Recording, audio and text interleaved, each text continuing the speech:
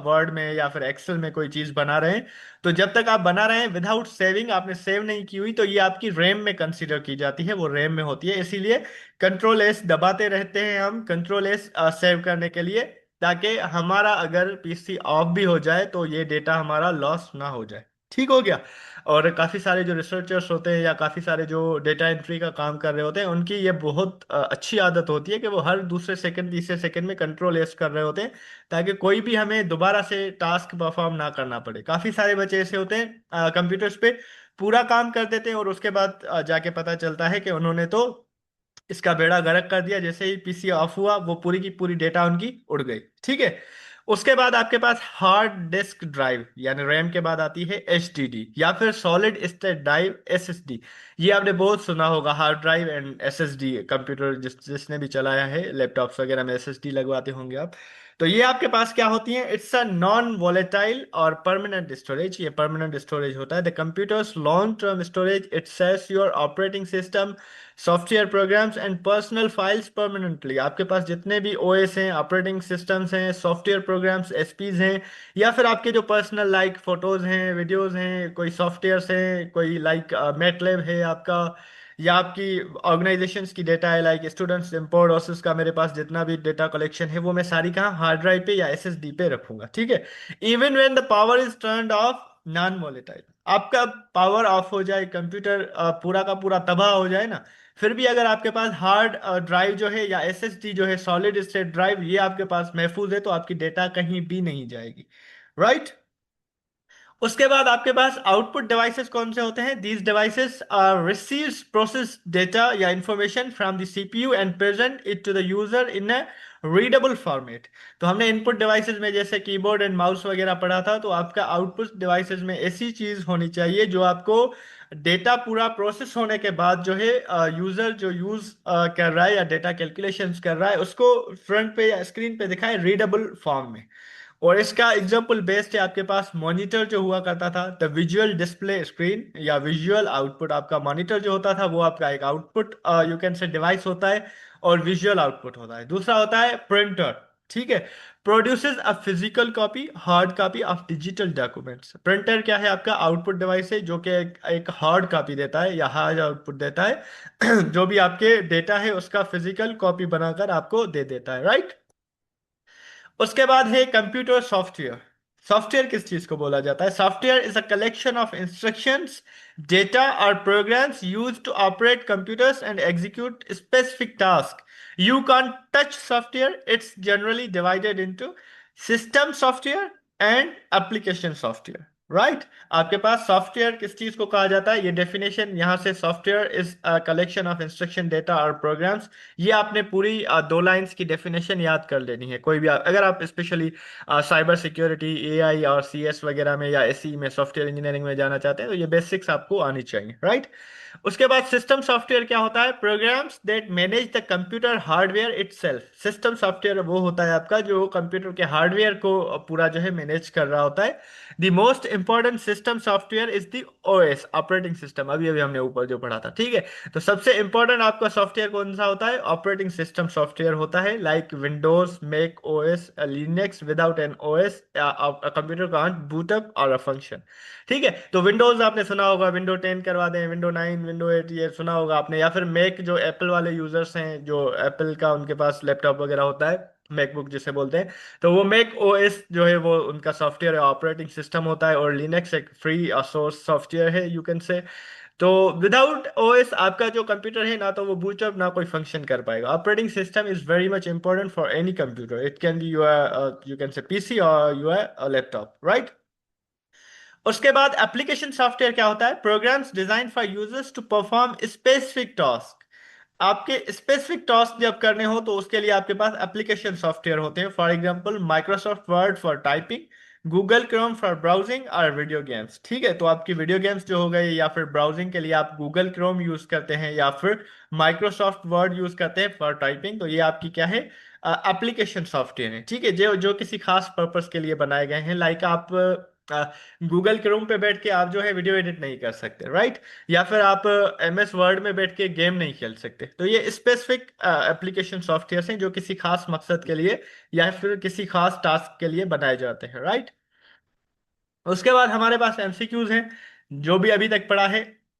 किस तरह से एमसीक्यूज का मकसद यही होता है कि आपको थोड़ा बहुत आइडिया मिल जाए कि किस तरह से एमसीक्यूज आपके पास टेस्ट में आ सकते हैं, ठीक है? क्योंकि काफी सारे बच्चों को आइडिया नहीं होता कि कंप्यूटर के एमसीक्यूज किस तरह से आते हैं। So here we will discuss कि किस तरह से आपके पास क्वेश्चंस आ सकते हैं, राइट? फर्स्ट 2 MCQs हैं हमारे पास। The brain of any computer system is dash, monitor, hardware, CPU और रैम। क्या होता है इसका जो है ब्रेन? अभी अभी हमने पढ़ा था, स्ट्रेट फॉरवर्ड डायरेक्ट क्वेश्चन है। आंसर भी आ गया, Zakia Adam CPU। Well done Zakia, Zakia and sorry Zakia, वो CPU वाला P आ गया था आपके नाम में, and Arsha C, right? And which of the following is considered volatile memory? Hard disk, RAM, ROM और SSD? कौन सा आपके पास जो है वोलेटाइल मेमोरी होता है? अभी अभी पढ़ा था हमने, वॉलेटाइल एंड नॉन वॉलेटाइल, यानी permanent and non permanent, you can say. RAM, Zakia Adam RAM बोल रही है, एंड अर्षा SSD बोल रहे हैं। वोलेटाइल मेमोरी, ठीक है, वोलेटाइल एंड नॉन वोलेटाइल का आपने अभी अभी पढ़ा था, तो रैम होगा जो है आपने Arsha. CPU, explanation, the central processing unit processes all instructions making it the brain of the computer, ये हमने अभी अभी पढ़ा। And RAM, explanation, RAM requires power to maintain data, when power is lost data is erased. RAM हमने अभी अभी पढ़ा था, वोलेटाइल होती है। नॉन वोलेटाइल में आपके पास वो आ जाती हैं जिनमें आप डेटा स्टोर करते हैं, लाइक हार्ड डिस्क, और जो आपके पास सॉलिड स्टेट ड्राइव थी, right? Which component of the CPU is responsible for performing mathematical calculations? ये भी हमने अभी अभी ऊपर लेक्चर में पढ़ा। इस तरह से MCQs देखिए, डेटा जब हम लेक्चर पढ़ रहे होते हैं तो किस तरह लग रहा होता है, क्वेश्चन आ जाता है तो किस तरह होता है। Microsoft Windows, macOS and Linux are examples of, किसके एग्जांपल्स हैं? ये भी आपका एक अच्छा क्वेश्चन है।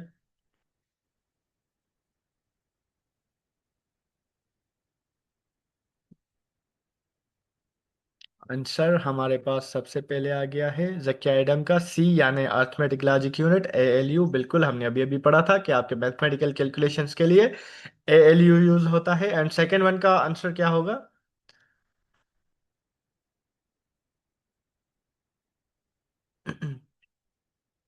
आह, इतना आसान है। सेकंड वन का सिंपल OS होगा, ऑपरेटिंग सिस्टम्स होगा, right?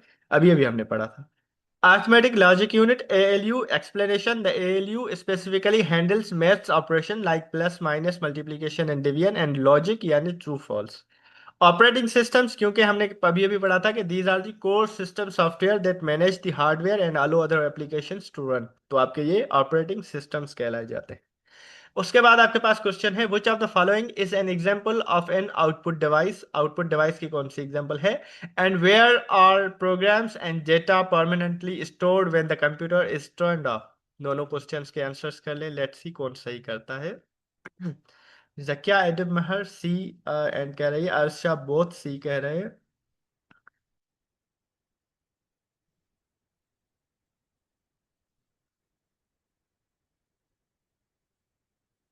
Let's see, Zakia Adam भी दोनों के C बोल रही है। वेल डन, बोथ सी है। एक्सप्लेनेशन, प्रिंटर आपका क्या है? Sends process digital data out of the computer onto a piece of a paper, तो ये आपका क्या आउटपुट डिवाइस बन जाता है। एंड हार्ड डिस्क और SSD, explanation, these are non volatile secondary storage devices meant for long term data retention, ठीक है? तो ये आपके पास लाइट चले जाने से या PC shut off, you can से ऑफ होने की वजह से खत्म नहीं हो जाते, इरेज नहीं हो जाते या डिलीट नहीं हो जाते। क्वेश्चन नंबर 7 है, what does the acromion RAM stand for? Acromion you can से फुल फॉर्म आप कह सकते हैं, रैम का क्या होगा? तो वर्ड ये देख लीजिएगा। And which of the following is not a physical component of hardware? Physical component hardware का कौन सा नहीं है?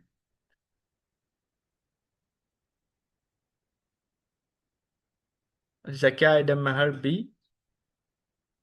and B, and both B are Shavi, all right? Both B are very much correct. Random access memory RAM हमने अभी अभी पढ़ा था। It allows data items to be read और written in almost the same amount of time irrespective of physical location and data inside the memory. ठीक है, तो इसका full form you can say RAM. And web browser, a web browser is a software, a program, not a physical piece of hardware. आपका जो web browser है ये software होता है, ये फिजिकल पीस ऑफ हार्डवेयर नहीं होता। Last two questions of today's lecture. The CPU or CU, sorry, CU control unit of a CPU works to display images on the screen, store permanent files, direct and coordinate operations within the computer system, and performs addition and subtraction. Question number 10 है word processor like MS Word and web browsers like Google Chrome are classified as application software, system software, operating systems and hardware systems. So ninth and 10th question के answers क्या होंगे? B and B, leader ready. So C and A is correct option, not B and A.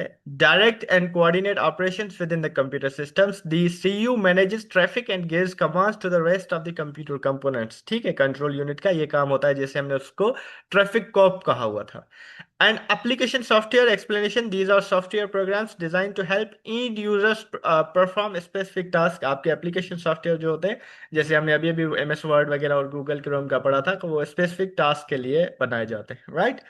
तो ये हमारा आज का lecture था, first lecture of हमारा कंप्यूटर फॉर अरोर यूनिवर्सिटी। इसमें से आपके पास क्वेश्चंस आ सकते हैं, और हम जो 100 या 200 MCQs की शीट आपके साथ कल तक शेयर कर लेंगे। वो भी मोस्टली रिपीटेड क्वेश्चंस होते हैं जो आपके डिफरेंट एग्जाम्स में पूछे जाते हैं, तो उनको आपने याद करना है, और हो सकता है कि आपकी जो है टेस्ट में इन्हीं में से क्वेश्चंस हैं इंशाल्लाह। ठीक है, बाकी मैथ्स और इंग्लिश का आपका पोर्शन खत्म हो चुका है। इंशाल्लाह जीके एंड जीएस के लिए कल मैं आपको कुछ रिसोर्सेज प्रोवाइड करूंगा कि किस कहाँ से आपको पढ़ना है, क्योंकि वो हम लेक्चर्स में लाइक कवर नहीं कर सकते, लाइक क्वाड्रेटिक इक्वेशन हो गई या बाकी सारी चीज़ें। ठीक है, सो यहाँ पे हम लेक्चर को एंड करते हैं। इंशाल्लाह कल वाले सेकेंड लेक्चर में मुलाकात होगी। तब तक के लिए अल्लाह हाफिज़, बाय बाय, बहुत ज़्यादा ख्याल रखिएगा अपना, टेक केयर।